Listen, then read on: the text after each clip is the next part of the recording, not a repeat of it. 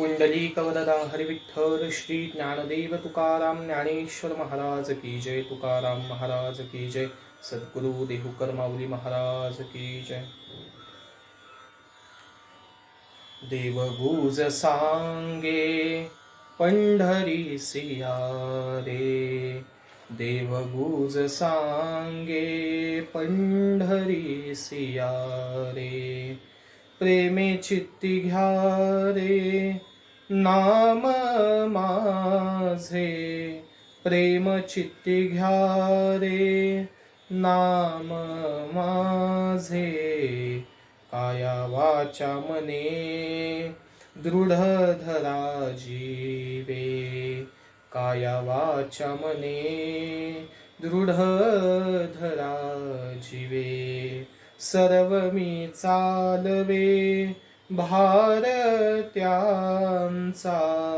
सर्व मी चालवे भारत्यांचा, काया वाचा मने दृढ धरा जीवे, काया वाचा मने दृढ धरा जीवे। पुंडलिकावरद विठ्ठल श्री ज्ञानदेव तुकाराम ज्ञानेश्वर महाराज तुकाराम महाराज की जय। सद्गुरु देहुकर माऊली महाराज की जय। देवगुज सांगे पंढरीसी यारे, प्रेमे चित्ती घ्यारे नाम माझे, काया वाचा मने दृढ धरा जीवी, सर्व मी चालवी भारत्याचा। आध्यात्मिक प्रबोधिनी या आपल्या यूट्यूब चॅनलवरती खऱ्या अर्थाने मागे काही दिवसांपूर्वी या यूट्यूब चॅनलचं त्या ठिकाणी ओपनिंग झालं, पण काही अपरिहार्य कारणास्तव त्या ठिकाणी आपल्या पुढे चिंतन प्रस्तुत करता आलं नाही।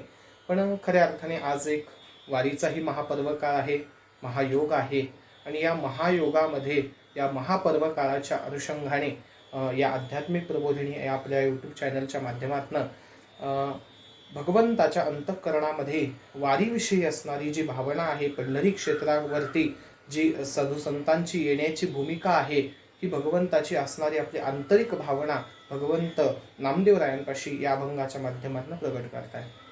खऱ्या अर्थाने वारीचा असणारा हा महापर्व काळ, पुण्यदायी पवित्र असणारा पर्व काळ, की ज्या पर्व काळावरती आपण अनंत असे असणारे सर्व वैष्णववृंद हो आणि संपूर्ण संत समुदाय हा पंढरी क्षेत्राकडे पांडुरंगाच्या भेटीने पांडुरंगाच्या ओढीने आपण सर्वजण मजल दरमजल करत जात असतो। पण सध्याला या विषाणूच्या प्रादुर्भावामुळे खंडित झालेली ही कुठेतरी वारीची अक्षुम्य असणारी परंपरा, जी आदिनाथापासून परंपरा चालू आलेली आहे, हो ती कुठेतरी या विषाणूच्या प्रादुर्भावाने खंडित झाली। पण खंडित झालेली परंपरा सुद्धा अखंडित ठेवण्याचं काम हे संत वाङ्मय करत असतं। कारण धार अखंडित ओघ चालीला नित्य, धार ही अखंडित असते। काहीतरी त्याच्यामध्ये व्याध आला, त्याच्यामध्ये विघ्न आलं, काही आड काठी आली किंवा काही त्याच्यामध्ये व्याधसंधान आलं, तर तिथे त्या ठिकाणी त्या प्रवाहाला खंडितता येत असते। पण प्रवाह हा अखंडित असतो। काळ मर्यादेने तो प्रवाह थोडा मागे राहील, थोडा पुढे जाईल, पण प्रवाह हा अखंडित आहे। कारण पंढरीची वारी ही ज्ञानोबाराय तुकोबारायांनी तर निश्चित केली, नवे नवे त्यांनीच ती आद्य धोतक म्हणून पुढे नेली। पण खऱ्या अर्थाने पंढरीच्या वारीचे आद्य प्रवर्तक जर कोणी असेल, पहिली पंढरीची वारी कोणी केली असेल, तर भगवान आशुतोष शंकरांनी पंढरीची वारी केलेली।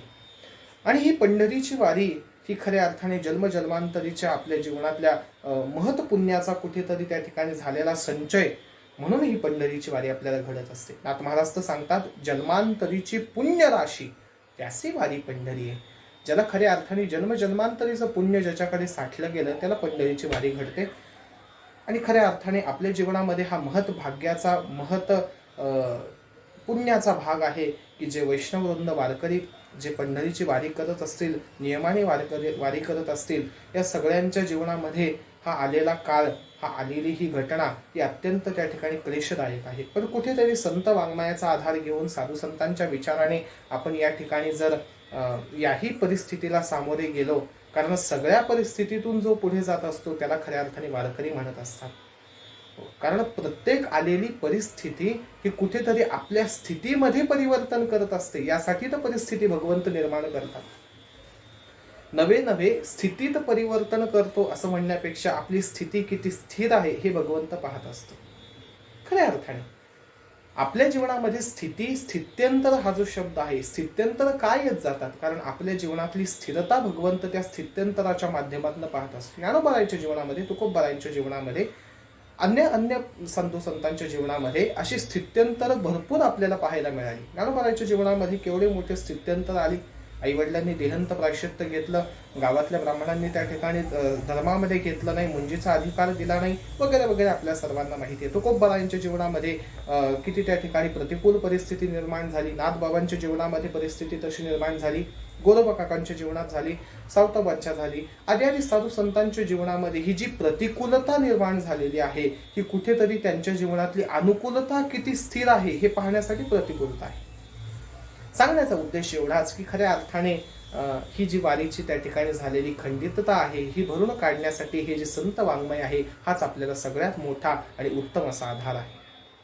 आणि या आधाराला धरूनच आपल्याला पंढरीची वारी करायची. त्यामुळे आज जो अभंग त्या ठिकाणी चिंतनासाठी निवडला, तर ज्ञानोबाराय, तुकोबाराय, नामदेवराय, नाथबाबा आदी साधू संतांनी त्यांच्या संत वाङ्मयाच्या माध्यमातून आपलं मनोगत, आपलं हृदगत आपल्या सगळ्यांपुढे प्रगट केलेलं आहे.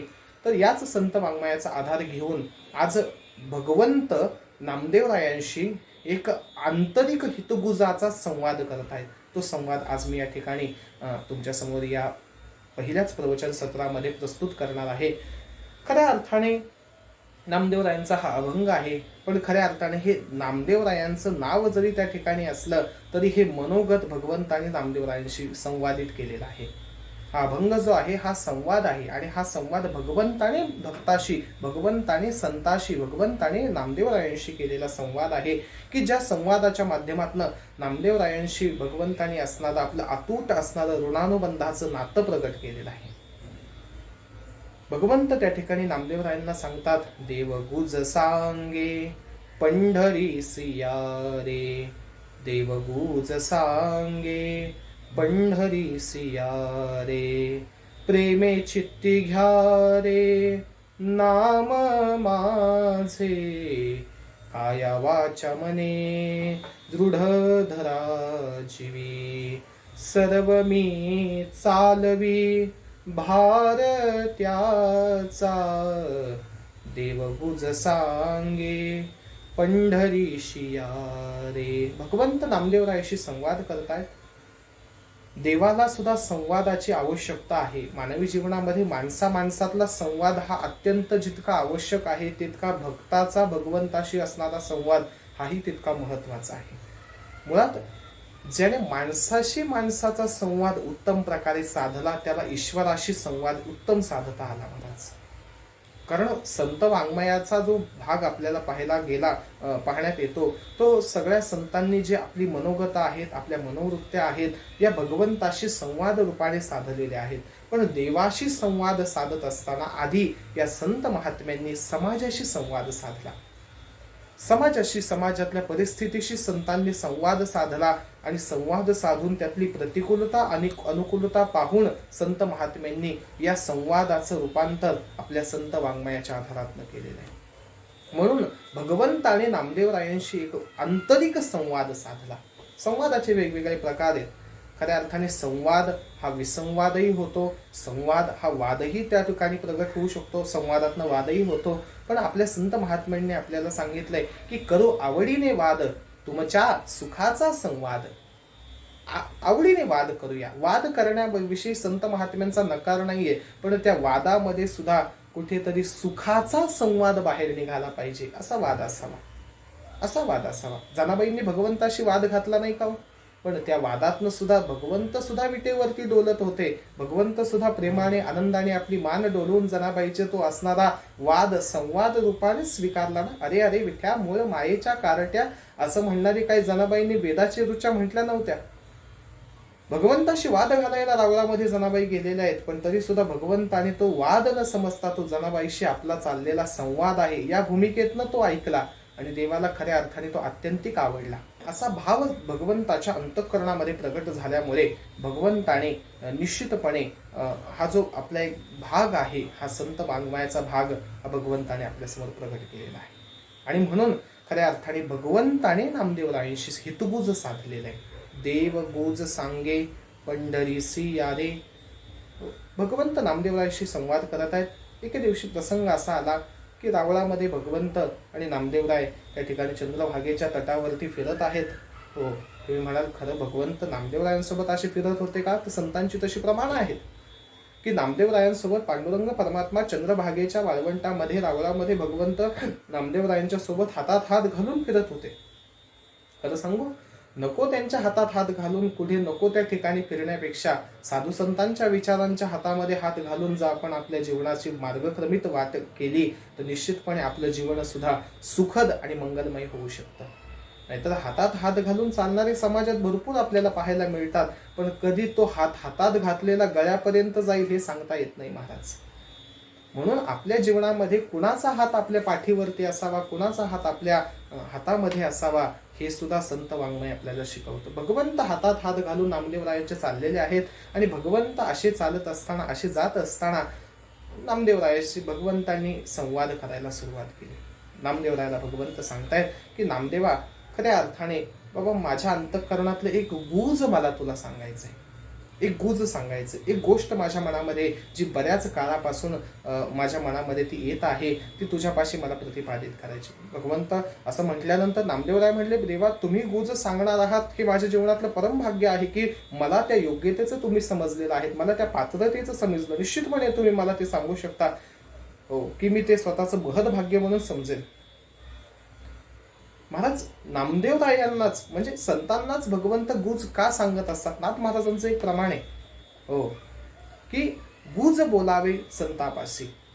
पुढलं एक वाक्य ते मी तुम्हाला सांगणार नाही किंवा ते आपल्याला सर्वांना माहिती असेल, पण गुज बोलावे संतापाशी. जर अंतःकरणातलं गुज काही असेल, हितगुज म्हणण्यापेक्षा अंतःकरणातलं जे काही हितासंबंधीचं गुज असेल ते संतापाशीच, सद्गुरूपाशीच, एका ब्रह्मनिष्ठ महात्म्यापाशीच आपण प्रतिपादित केलं पाहिजे, व्यक्त केलं पाहिजे. कारण त्यांच्यापाशी जर आपण ते गुज व्यक्त केलं, प्रतिपादित केलं तर निश्चितपणे त्याच्यातनं आपल्याला महाराज खऱ्या अर्थाने सुख सांगायचं झालं ते सुद्धा संताला सांगावं, दुःख सांगायचं झालं तरी ते सुद्धा संताला आणि भगवंताला सांगावं. कारण समाज हा असा आहे महाराज की कुठेतरी सुख ऐकण्यासाठी सगळ्यांचेच कान आसुसलेले असतात, दुःख ऐकण्यासाठी मी थोडंसं पुढे जाऊन म्हणेल कान आसुसलेले असतात, पण त्याच्या अश्रूंच्या बाबतीमध्ये पुसण्यासाठी ते आसुसलेले नसतात. तर तो पुढे गेल्यानंतर तेच दुःख समाजामध्ये त्याला मीठ मिरची लावून त्याला त्या ठिकाणी वितरित करण्यासाठी यांचे कान आसुसलेले असतात. म्हणून दुःख सांगायचं झालं तरी संतांना सांगावं, सुख सांगायचं झालं तरी संतांना, भगवंताला सांगावं ही संतांनी आपल्याला शिकवण दिली. म्हणून नामदेवरायांच्या पुढे भगवंत आपलं गुज प्रगट करत आहेत. भगवंताने आपल्या अंतःकरणातली वृत्ती का तुम्ही एक म्हणाल महाराज नामदेवरायांपाशीच का गुज व्यक्त केलं? तत्संबंधाने आईसाहेब सुद्धा भगवंताच्या सोबतच आलेले आहेत की पंढरपुरामध्ये, आईसाहेबांपाशी का गुज व्यक्त केलं नाही? हा एक प्रश्न विचारू शकता किंवा आपल्या मनामध्ये अशी शंका उत्पन्न होईल की आईसाहेब तिथं असताना आईसाहेबांपुढे भगवंताने गुज का व्यक्त केलं नाही? तर खऱ्या अर्थाने आईसाहेबांपाशी सुद्धा, रुक्मिणी मातेपाशी सुद्धा देवाने आपल्या मनातलं भावना, आपल्या मनातलं गुज हे व्यक्त केलेलं आहे हो. कारण ज्ञानोबारायच्या समाधी प्रसंगाच्या वेळेस भगवंत स्वतः बोलतात, देव म्हणे रुक्मिणी हा एकची योगी देखील नयनी, हेची ज्ञान संजीवनी जाण त्रैलोक्यासी. आईसाहेबांना स्वतः भगवंत सांगतायत की रुक्मिणी जगामध्ये हा मी एकच योगी म्हणून पाहिला आणि याने दिलेलं ज्ञान समाजासाठी संजीवन रूपाने प्रकट झालेलं आहे. आणि म्हणून भगवंताने आईसाहेबांची सुद्धा गुज व्यक्त केलेला आहे. पण काही गोष्टी जीवनामध्ये अशा असतात की महाराज त्या अंतरंग असणाऱ्या भगवत भक्तापाशीच, भक्ताच्या जवळच आपण ज्यावेळेस प्रगट करत असतो, एखाद्या जीवीच्या जीवलगापाशी व्यक्त करत असतो, त्यावेळेस त्या जीवीच्या भावना ह्या त्यालाही समजत असतात, अंतःसंबंधाने त्या आपल्यापाशी प्रतिपादित होत असतात, त्यातनं आपल्याला मार्ग मिळत असतो. भगवंताने हे हितगुज असणारं नामदेवरायाशी प्रगट केलं आणि देव सांगतात, नामदेवा हो, अरे मी तुझ्याशी तसा संवाद मी रोजच संवाद करतोय आणि आज माझ्या मनातलं एक गुज मी तुझ्या पुढे प्रकट करतोय. ते गुज असं आहे की देव गुज सांगे पंढरीसी यारे. बाबा माझ्या मनामध्ये एक गुज आहे. काय देवा? नामदेवराया तुम्ही एवढंच करा, सगळ्या साधू संतांना एवढाच निरोप सांगा, एवढा करा उपकार हो. काय करा नामदेवराया तुम्ही एवढंच करा, साधू संतांना सगळ्या सांगा की बाबा आषाढीचा आणि कार्तिकीचा जो पर्वकाळ आहे त्याला निश्चितपणे तुम्ही मला भेट देण्यासाठी या. आषाढी कार्तिकी विसरू नका मज, सांगत असे गुज पांडुरंग. पतित पावन मी तो आहे खरा, परे तुमचे बरा शोभत असे. हे देवाने स्वतः प्रतिपादित केलेलं आहे. मला जर पतित पावन म्हणून सगळ्या जगामध्ये नामांकित असेल, मी सगळ्या जगामध्ये पतित पावन म्हणून प्रख्यात असेल, तर निश्चितपणे कुठेतरी त्या पतित पावन या ब्रिदाकडे जात असताना मी भक्तांचा त्या ठिकाणी असणारा अंकित आहे. हो, भक्तांचे माझ्यावर असणारे अनंत उपकार आहेत की त्यांनी मला या नामाभिधानासाठी मला योग्य ठेवलं. पतित पावन मी तो असे खरा, परी तुमचेनी बरा दिसत असे. मी पतिताला पावन करणारा आहे, पण मी जर बरा दिसत असेल तर बाबा तुमच्यामुळे मी बरा दिसतो. तुमच्यामुळे खऱ्या अर्थाने पहा ना, समाजामध्ये आपल्या जीवनामध्ये आपण कितीही नावलौकिक कमवू द्या, कितीही प्रतिष्ठेला जाऊ द्या, पण आपल्या अनुकूल जर आपल्या कुटुंबातल्या व्यक्ती असतील तर खऱ्या अर्थाने त्यांच्यामुळे आपल्याला शोभा आहे. नाहीतर जगामध्ये आई आई आई म्हणून मोठं तत्वज्ञान, मोठं तत्वचिंतन मांडणारा एखादा तत्वज्ञ असेल, पण घरी त्याच्याशी आईने 2 शब्द बोलावे अशी आईची मानसिकता नसेल, किंवा याचीही त्याच्याशी आईशी बोलण्याची मानसिकता नसेल, तर त्या आई या शब्दावर केलेल्या प्रवचनाला काय अर्थ राहिला, काय त्या तत्वचिंतनाला अर्थ राहिला. म्हणून तुमचेनी बरा दिसत असे, हे बरं जे दिसणं आहे हे आंतरिक भावनेचं आहे. भगवंत सांगतायत बाबा नामदेवराया एवढंच करा की बाबा कुठेतरी या साधू संतांना सांगा की बाबा तुम्ही या पंढरी क्षेत्रामध्ये येत जा. काय येत जा? ही पंढरीची वारी कशासाठी करा याचा मोठा व्यापक विचार आहे. आत्मोद्धारासाठी पंढरीची वारी सांगितलेली आहे, मोक्षासाठी पंढरीची वारी सांगितलेली आहे, जीवनातल्या पापाचं दग्धीकरण करण्यासाठी पंढरीची वारी आहे, स्वानंदासाठी पंढरीची वारी आहे, परमानंदासाठी पंढरीची वारी आहे. एक ज्ञानोबाराय सांगतात ना, पारियाचा रवा घेता भूमीवरी यत्न परोपरी साधन तैसे. हो, साधनांचा विचार करत असताना जसा पारियाचा रवा घेतला आणि जसा तो सहजासहजी हाताला येत नाही, तशी अन्य सगळी साधनं ही त्या पद्धतीची आहेत, ही त्या भूमिकेची आहेत. पण पंढरीची वारी ही अशी आहे की ही सगळ्या साधनांना सार करून देणारी आहे. म्हणून सार सार सार विठोबा नाम तुझे सार, आणि म्हणवनी शुळपाणी जपत असे वारंवार. ज्ञानोबारायांनी सांगितलं देवा तुझं नाम सार आहे, तुझी पंढरीची वारी ही सार आहे. का आहे? कारण पंढरीच्या वारीमध्ये ही 3 प्रकारची तप आपल्याकडनं घडली जातात. कायिक, वाचिक आणि मानसिक ही 3ही तप पंढरीच्या वारीत घडतात. काही ठिकाणी आपलं कायिक तप घडलं तर वाचिक तप घडत नाही, ध्यान करायला लागलं तर वाचिक तप होत नाही, मानसिक होईल का नाही सांगता येत नाही. गुरुजीचं सांगतात डोळे झाकून, डोळे उघडे ठेवून जेवढं ध्यान सुंदर लागतं, आमचे गुरुजी सांगतात तेवढे डोळे झाकून ध्यान लागणं अत्यंतिक कठीण आहे. डोळे झाकले तर आपल्या पुढे जे काही दृश्य उभं राहतं ते डोळे उघडलेले असण्यापेक्षा फार भयानक असतं. म्हणून काय डोळे झाकून या पाही, मंत्र जपकाय ध्यायी, कवणे ठाई धरून या भावो आहे तो विचार वेगळाचे. तुकोबारायचं प्रमाणे काय डोळे झाकून या पाही. बाबा डोळे झाकून काय पाहतोयस? अरे डोळे ज्याने झाकण्यासाठी, डोळे ज्याने दिले त्याला उघड्या डोळ्यांनी पाहण्यासाठी म्हणून डोळे दिलेले आहेत. डोळे तुम्ही घ्या रे सुख, पहा विठोबाचे मुख.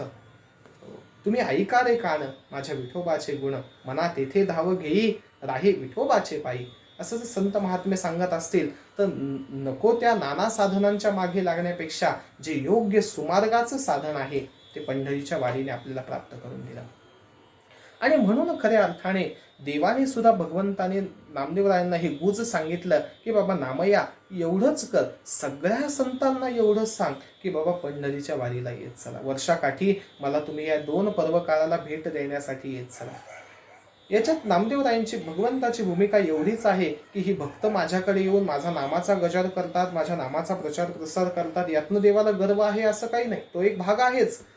पण ही सगळी वर्षत सकळ मंगळी ईश्वर निष्ठांची मांड्याळी, अनवरत भूमंडळी भेटतो या भूता. ज्ञानोबराय जर बसायला सांगत असतील की वर्षत सकळ मंगळी मंडळी ईश्वर निष्ठांची मांड्याळी, या ईश्वर निष्ठांची सगळी मांड्याळी या अलंकापूर क्षेत्रामध्ये कार्तिकीच्या पर्वकाळाला आणि आषाढी वारीच्या माध्यमातून पंढरी क्षेत्रामध्ये, पंढरीच्या रावळामध्ये ही सगळी संत मंडळी येऊन भगवंताच्या नामाचा प्रचार प्रसार आणि नामाचा नामघोष करत असतात की ज्याने देवाला सुद्धा आनंद वाटतो. कारण पहा, आपल्या जिव्हाळ्याचं कुणीतरी असणं हे जीवनामधली सगळ्यात भाग्याची गोष्ट आहे. आणि हे साधू संत भगवंताच्या जिव्हाळ्याचे जीवीचे जीवलग आहेत. महाराज ह्या साधू संतांनाच देवालाच संत आवडतात असं नाहीये, तर संताला सुद्धा देव आवडतात. तुझी आण वाहीनगा देवराया, का बहु आवडसी जीवापासून या. देवा तू मला नुसतं आवडत नाहीयेस, तर बहु आवडसी. आणि कशापासून? तर जीवापासून सुद्धा, जीवापेक्षा सुद्धा मला तू आवडतोस. आणि म्हणून देवाला सुद्धा भक्ताची आवड आहे, भक्ताला सुद्धा भगवंताची आवड आहे. आणि या दोघांच्या आवडीतनं जे प्रसाद रूपाने प्रकट झालेलं आहे, ती ही पंढरीची वारी आहे. तो हा आषाढी वारीचा महापर्व काळ आहे. म्हणून देव सांगताय की बाबा निश्चितपणे तुम्ही पंढरपूरला या. आज खऱ्या अर्थाने पांडुरंग पंढरीमध्ये आहे, पण कुठेतरी त्याच्याही मनामध्ये विषण्णता आहे, त्याच्याही मनामध्ये खिन्नता आहे की बाबा माझे ज्ञानोबा आहे, माझे तुकोबा आहे. हो, पहा ना, आईकडे मुलं ज्यावेळेस जात असतात त्यावेळेस नुसतं जाऊन येणं हा भाग वेगळा असतो, आणि आईजवळ राहणं, आईजवळ थांबणं, आईजवळ आनंद करणं हा भाग वेगळा आहे. महाराज पांडुरंग परमात्मा आषाढी वारीच्या पर्वकाळावरती ज्यावेळेस हे ज्ञानोबारायादी साधू संत ज्यावेळेस पंढरीकडे निघतात, त्यावेळेस पंढरीत पांडुरंग नसतोच.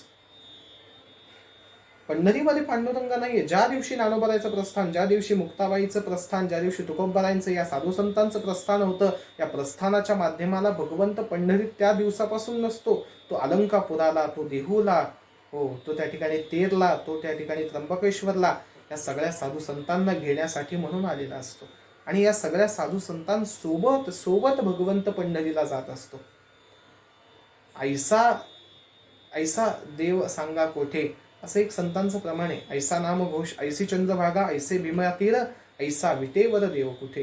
हा विटेवरचा पांडुरंग परमात्मा असा आहे की हा नुसता विटेवर थांबत नाहीये, तर विटेवरनं उतरून सुद्धा खऱ्या अर्थाने साधू संतांच्या संगतीमध्ये येऊन विटलेल्या जीवनाला कुठेतरी त्या ठिकाणी या भगवत भक्तीच्या माध्यमातून त्या विटलेल्या जीवनाला सुद्धा चांगला मुक्तीचा सुटलेलं जीवन करण्याचं भाग्य, किंवा सुटलेलं त्यांच्या जीवनाची बंधघाट सोडण्याचं भाग्य हे ज्ञानोबारायच्या संगतीत भगवंत आपल्याला देतात, भगवंत देतात. म्हणून भगवंत स्वतः वारीमध्ये असतात. वारीत आनंद तो का असतो? कारण तेथे असे देव उभा, साक्षात भगवंत ज्ञानोबाराय तुकोबारायांच्या या वारी सोहळ्यामध्ये असतात. आणि ही वारी करत करत करत भगवंत ज्ञानोबारायला तुकोबारायला घेऊन पंढरीकडे जातात.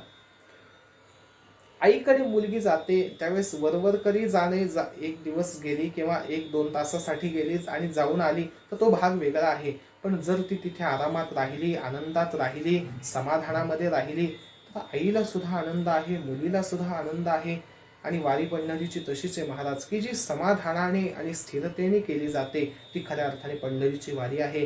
की जी ज्ञानोबारायची 20-21 दिवसांची जी ज्ञानोबारायची वारीची परंपरा आहे, पुन्हा परतीचाही तसाच आनंदाचा प्रवास असतो, पण मनामध्ये कुठेतरी खिन्नता असते. पण खऱ्या अर्थाने देवाने गुज सांगितलंय की बाबा पंढरी क्षेत्राला या आणि प्रेमाने आणि आपुलकेने आर्ततेने माझं नाम घ्या. प्रेमे चित्ती घ्या रे नाम माझे. बाबा माझं प्रेमाने चित्ताने नाम घ्या, त्याच्यामध्येच मी आनंदी आहे, समाधानी आहे. कारण का?